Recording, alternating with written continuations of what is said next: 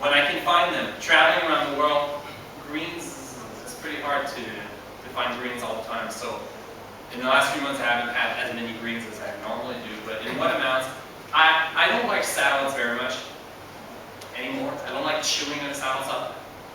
I'll make blended greens, I'll make vegetable soups that have greens in them and also have fruits in them. Usually I'll have about 1 pound a day, or a little less than half a kilo a day of greens. And then, what was your other question about the mono meals? Yes. I don't make it a point to eat mono meals, but it's more, if I have a lot of something that's ripe, that's good, then I'll make a mono meal out of it. For example, this morning we had lots of different fruits that we got from Cairns, but not enough to just eat one of them. So I ate several kinds. If I had enough of some really delicious fruit, then of course I would eat only that. And so yes, if the food is really good, then I make a mono meal. If it's not, if I don't have enough, which is often the case because something's not right, then I eat a few. Yes. Okay, great. And well, I guess, yeah, how much do you eat and how do you manage that with your work schedule? Do you carry like bags of fruit with you everywhere? Like how do yes, well, because I work at home, it's not much of a problem. Okay. Because I work at home, so I have my food. But if I'm going somewhere, that I usually make smoothies in advance. Or we did a weekend workshop in Perth where we covered a lot of these practical questions. And one of them is to make foods really easy to eat. So I thought that just eating fruit like this was easy, but it's even easier if you cut it up in advance, prepare it. For example, if you're going to eat grapes, you wash the grapes, you remove the stems, you put it in a container, and you bring that in the cube. So then it's much easier to eat. You're more likely to eat it. If you peel your fruit, you cut it up. So that's what I do. I prepare, well, Veronica does a lot of it, but I prepare a lot of, she kind of gave me that idea because I didn't really think like that before. But I always brought smoothies in these sports bottles. So make it easy.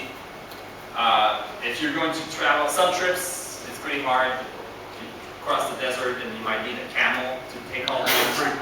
But otherwise, everybody has different life circumstances. So usually, if you have enough food for a day or two, you can make it work. Organic food is important, but I don't think it's the most important thing for health in general. So much more important are things like your sleep, exercise, your diet, and then organic is like after several things. So I think a lot of people are obsessed about organic food, just make it too much of a big deal. And I support organic food, but I don't only eat organic food, and I don't make my life so complicated that I cannot just eat organic food, that I have to eat organic food. So I'm more concerned about, is the food fresh? Does it taste good? And then, if it's organic, then I'll buy the organic versus the non-organic. But if sometimes a mango that's organic is sour as hell, and then the one that's not is much better. So what kind of soil was it grown on? So I don't eat 100% organic, but I do eat, most of my vegetables are organic at home in Canada. And then I would say maybe 30 to 40% of the fruit is organic that I buy. Does that answer the question? Yes, thanks. Thank you. Yes. Then we'll go back to this. Can I ask you about very low percentage of what we do daily. And I think organic food is important, but I don't think it's the most important thing for health in general. So much more important are things like your sleep, exercise, your diet, and then organic is like after several things. So I think a lot of people are obsessed about organic food, just make it too much of a big deal. And I support organic food, but I don't only eat organic food, and I don't make my life so complicated that I cannot just eat organic food, that I have to eat organic food. So I'm more concerned about, is the food fresh? Does it taste good? And then, if it's organic, then I'll buy the organic versus the non-organic. But if sometimes a mango that's organic is sour as hell, and then the one that's not is much better. So what kind of soil was it grown on? So I don't eat 100% organic, but I do eat, most of my vegetables are organic at home in Canada. would say maybe 30 to 40% of the fruit is organic that I buy. Does that answer the question? Yes, thanks. Thank you. Yes. Then we'll go back to the SLP. Can I Can you take the mic? can I ask you about some of the longest lived cultures in the world consume kefir, which is cultured raw dairy or raw goat milk. Yeah. I think it's one of the greatest health foods on the planet. So what's your view on raw dairy, and particularly cultured dairy? I think it's more the cultured part that works, not just the dairy part. So you can get the same benefits from, some people make cultured coconut milk using the same kefir culture. So then you don't get the same problems of drinking the dairy. So yes, there's beneficial bacteria that we get from the cultured food. So occasionally, I think it's not a bad thing. It can help to have some cultured foods, sauerkraut, etc. I do eat them once in a while, but it might be more the fact that it's fermented and has the beneficial bacteria than the fact that it's a dairy product. Because we don't get these benefits just from the dairy products themselves. So I don't drink raw dairy products. You can't even find raw dairy products in Canada anywhere unless you go to the farmer, but I don't drink it anyway. I don't eat milk products. I avoid milk products. So there's many reasons for that, but I do think there might be benefits from the research that I've seen in fermented foods in small quantities to keep sort of the bacterial flora in good health. Does that answer the question? And just finally, when is someone going to educate David Wolf on raw cacao, because he seems to be a huge proponent? You know, Follow the money. Yes. I don't know. Education, everybody has a different philosophy.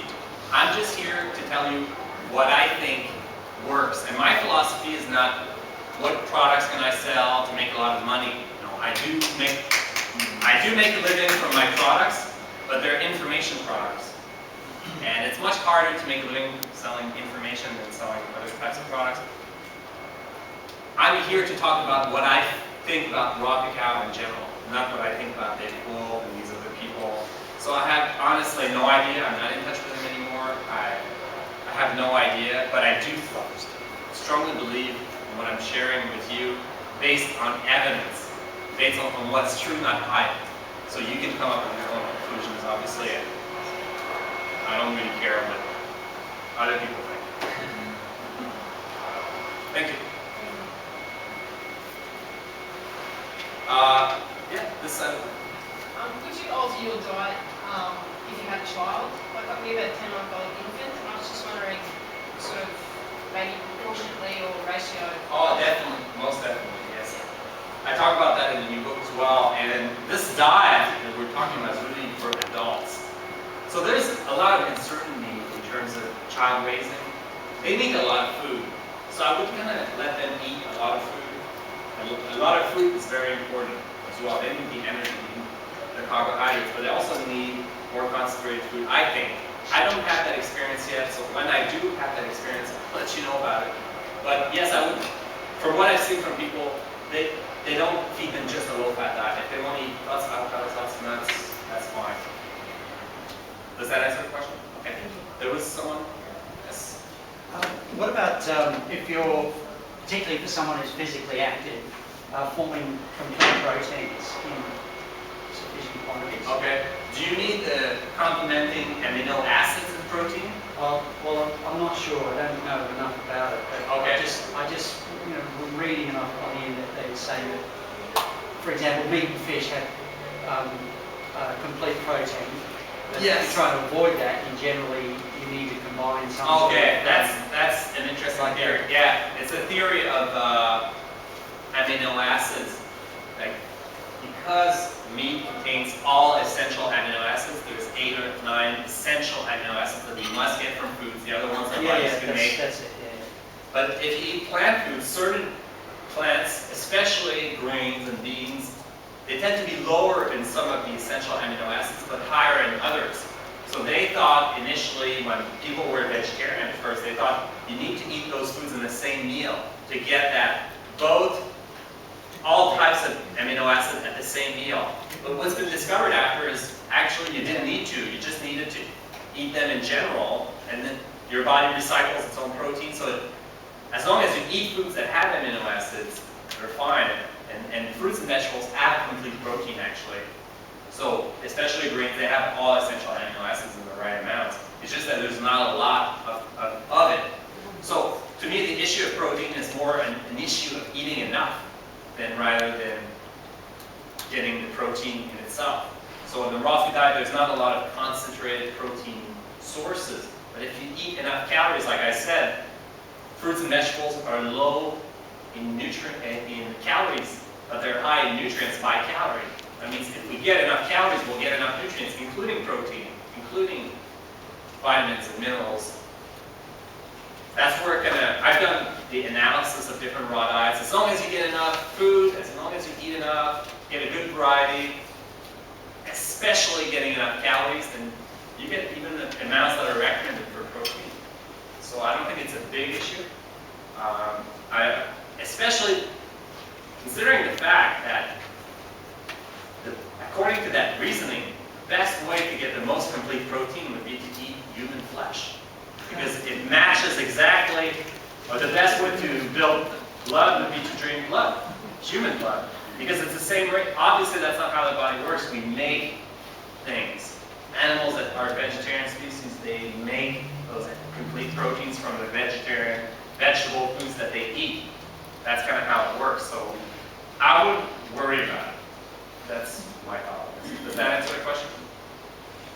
There's still some doubt. Not really, but What I'm saying is that if you get enough calories, you're going to get enough protein. And also the proteins are more assimilable because they're raw in their natural state. Cooked foods like meat, if you heat it, it coagulates the protein. It's not in the same raw state, so it's much less potent. And also, the theory of complementing protein is not recognized medically anymore. Nobody says that, except people that are going by old books. All the vegan doctors, it doesn't matter. You don't need to complement protein. As long as you're eating a wide variety of things, it doesn't have to be in one specific meal.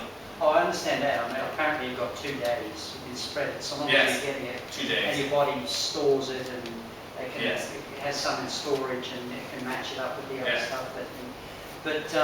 But just what I read, I went looking, just looking up what various fruits and what vegetables had, and it was so low. And I found some sources, things like peas seem to be quite high in protein, but only some complement the others. And I thought I had a good match, peas and almonds. Now I've got to cut down the almonds. Well, how much do you think you need? How much protein Well, do you think you need? I've heard, and once again, where do you get these figures from? Well, are you an athlete? If you're an athlete, No, but I'm doing weights. I heard you guys talking about later. Maybe I should talk to you guys a bit later. It's the question of if you're an active person, how much protein do you really need?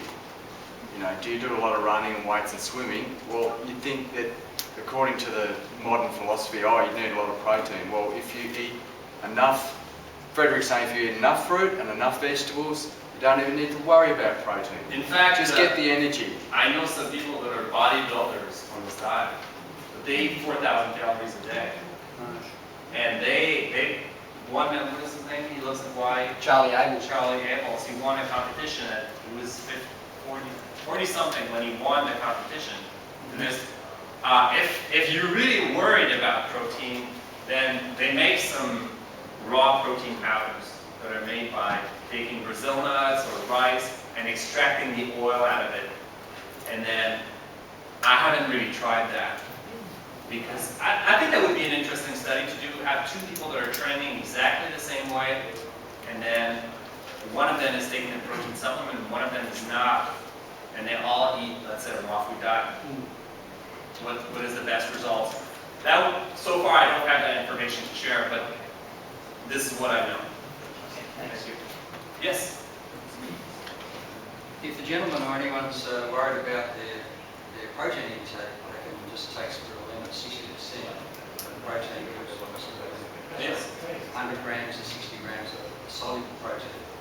My question is that you're talking about the fats and oils that were in the foods.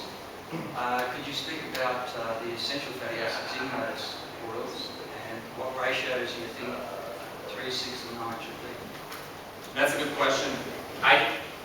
The information we have is, first of all, we have different kinds of fat. Saturated fat, polyunsaturated fat, monounsaturated fat. And then one important category of fat, of the polyunsaturated fat, is the omega-6, omega-9. So we've heard of those fats because it's a big deal, because they're essential fatty acids. ALA, alpha-linoleic acid, is a very essential fatty acid. But we tend to get the wrong ratios in the foods that we eat because, for example, people eat French fries that are fried in sunflower oil, so they get a large amount of omega-6, but not enough omega-3, so it creates an imbalance. And they found that healthy cultures, they have this ratio of 6 to 3, or 3 to 6. So what is the proportion of omega-3 that you get and the proportion of omega-6 that you get? And the ideal ratio is between 1 to 1 and 1 to 4. So as much as 4 times omega-6 is 3. But not more than that. And the average diet, American diet, is 20 to 1. 20 times the omega-6 as omega-3. Fruits and vegetables already have the right ratio. But I do believe it's good to kind of ensure we're getting enough omega-3. So in that case, there's some nuts and seeds that are rich in those omega-3 fatty acids, like flax. And that's kind of little thing that I changed over the years. That before I would never add anything to smoothie. Now I don't mind adding a tablespoon of flax to a smoothie because the fat content is so low that I don't even notice it. But I don't do it all the time. And in the United States or Canada we get hemp seeds. I think you cannot get them here. More steak than some of my redneck footy mates. But his B12's super low. He's sort of flabby and floppy. Great guy though, lovely guy. But just really poor health. And what I like about you, Fred, is you have the integrity to actually be honest with people, say what you do, share what you do, versus sell people gimmicks and fads and quackery. You actually get out there and you promote, and you're a good example of you can make money by telling the truth. So, thanks. Thank you.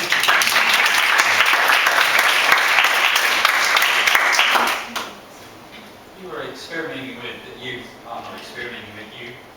using fasting for a while. Oh, I just wonder how you feel about that now. Where would you put it into an overall regime? Feel very strongly about the benefits of water fasting. In 2005, I did a 23-day water fast. Talk about that in the book as well, the Wrong First Season. And what I find is that fasting often will solve health problems that other just dietary changes alone cannot even begin to address. But it's not that fasting itself does anything, it's more the rest and recovery that it allows through the physiological process of not eating. So I think, yes, in my top 10, definitely fasting is there. And organic food doesn't make it in the top 10 in terms of what actual results that we'll get. So fasting is very important, but I don't think fasting is something someone should do casually on their own and just fast in their hotel rooms. You can do that if you know someone. Veronica fasted 10 days, but I was here to check up on her. And yeah, so fasting is, do it. One of the best ways to just get started with this lifestyle is to go on a 3-day fast. Anybody who wants to quit smoking or a bad habit, the best way to get rid of it is to fast for 3 days. Because you experience this intense cleansing, and then you don't even feel like smoking anymore. It's the best way to quit smoking. Or even, I would do it with coffee because you'll experience very strong headaches. It's better to go gradually with the caffeine. But any change of diet, what happens if you fast for 3 days, you can do that, most people can do that on their own. Then when it's time to eat again, then everything tastes good. So you feel, it just feels much more invigorating to fast and then go back to a healthy lifestyle and change your diet, because then you're not craving things it's a great way to get started, but that's not a true fast. A true fast begins after 3 days, and you do it in bed, resting as much as possible, under supervision. So we were just in Cairn speaking with John Fielder, who's a natural hygienist. He's 80 years old and he's been fasting people for many years. We did an interview, we're going to put it up on YouTube, but he said something interesting. He said, well, fasting often is the only thing that will, sometimes people have been struggling for a long time with a specific health issue. It's the only thing that works. Because it's the only time where you're actually letting your body a chance, giving your body a chance to heal. So yes, that's what I think of fasting. So is there a period, like a time that you would recommend, like every 6 months for a 3-day fast, or that longer fast we're talking about? What time you Yes. 7 days and every year, or? I think, I don't think there's a specific, some people fast 1 day a week, but that's not a true fast, it's just skipping 2 meals.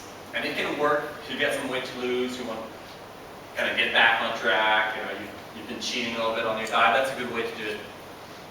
Otherwise, you do a long fast, and then you don't do any for long periods of time. It's not good to fast every year for 2 or 3 weeks, you're just draining your reserves. Fast 2 or 3 weeks once, maybe up to 4 weeks, and then I know if you've never fasted, it sounds like a long time, but do it under, read more about it, do it under supervision.